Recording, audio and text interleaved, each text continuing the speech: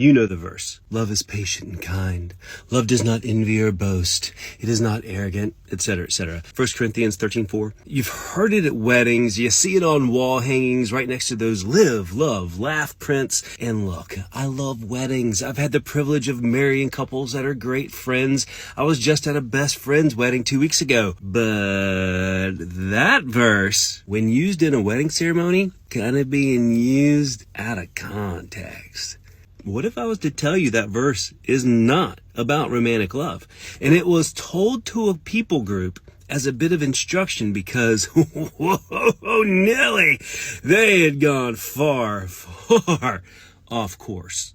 So far off course that it was a church dealing with interfamilial relations, sexual immorality, leadership scandals, lawsuits amongst believers, getting bombed on wine during communion, and that's just getting started. And not just that, but everybody knew about it because word had reached Paul in Ephesus, 180 miles away, hence the need for the letters. I mean, if you want to cherry pick that verse to describe romantic love, you can. You do you. The verse is everywhere. Buttons, balloons, memes. Everybody is familiar with it. In context, this verse is actually Paul's admonishment of the Corinthian church. A church that Paul helped plant, but a church that was becoming fractured. Its members hating on each other and whose community was falling apart due to sex and scandal.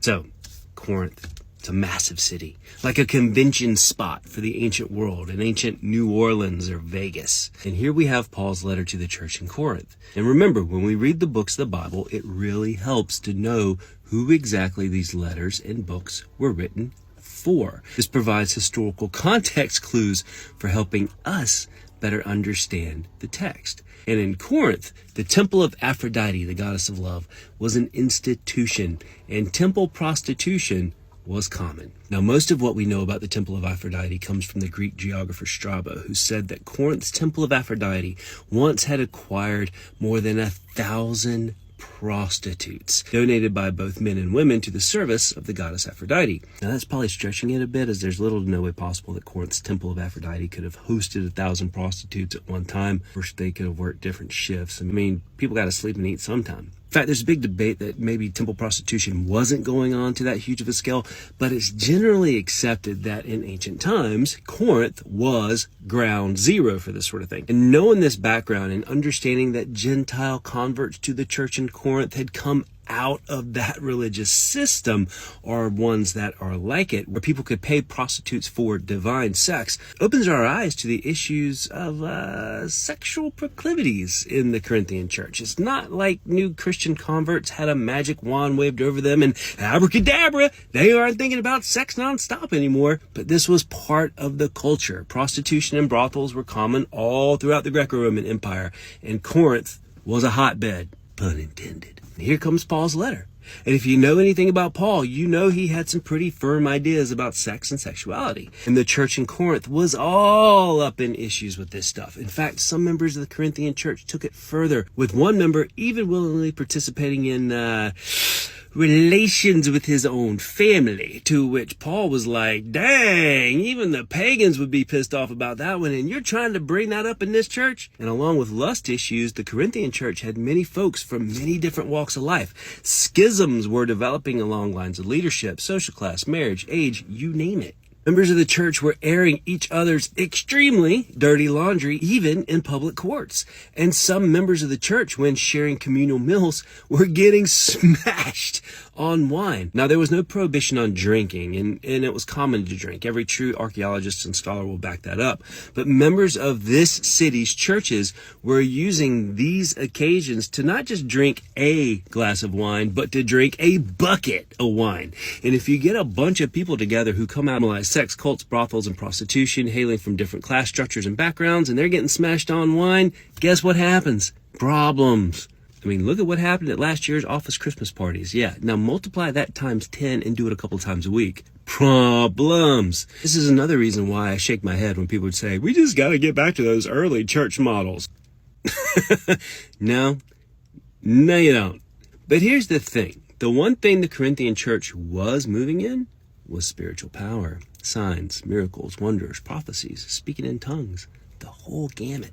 In fact, more than any other church in the New Testament, the Corinthian church was booming in manifestations of the Spirit and the miraculous.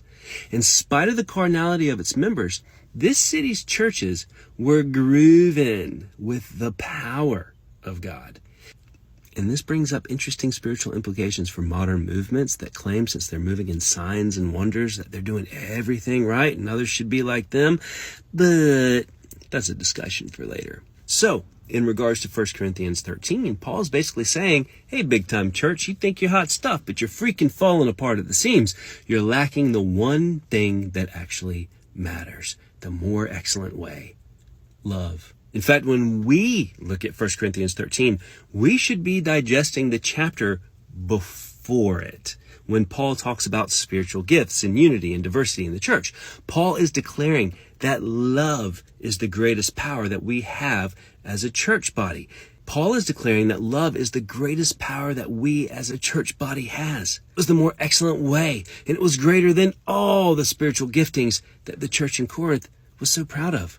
Love doesn't seek promotion of self. It's not short-fused. It's not offensive. And love doesn't hurt others or damage the community. Love is the more excellent way, the way that we truly experience and share God. Spiritual gifting is but a shadow of a greater reality: love. Love is the higher reality where we all come together. It's not about the spiritual giftings. It's about love. Love is the unifier, not miraculous giftings. It was love that is the most miraculous gift of all, what Jesus gave to us. And it was love that the Corinthian church was missing, and it was falling apart. So, what happened to the church in Corinth? The church that moved with the signs and wonders of God? The Bible doesn't tell us, but post-apostolic literature does. Let's just say they didn't listen to Paul for long, and it didn't end well, and the church disintegrated. 1 Corinthians 13 isn't a sweet little line about romantic love. 1 Corinthians 13 is a smackdown, a filleting with love. You can have all the spiritual gifting in the world, but it's all going to fall apart if you're not pursuing and uniting in love, which is Jesus himself. 1 Corinthians 13 is not about romantic love. It's not about standing at the end of an aisle and looking deep into each other's eyes. It's a call to action for the Corinthian church to get their ish together and come into a greater understanding of love, to move from a place of love, to come together where they agreed instead of fracturing where they disagree. 2,000 years and 45,000 Christian faith streams, denominations, sects, and cults. You'd think we'd have figured it out by now. But hey, if there was only some amazing written words or letters to help guide us, right? God bless.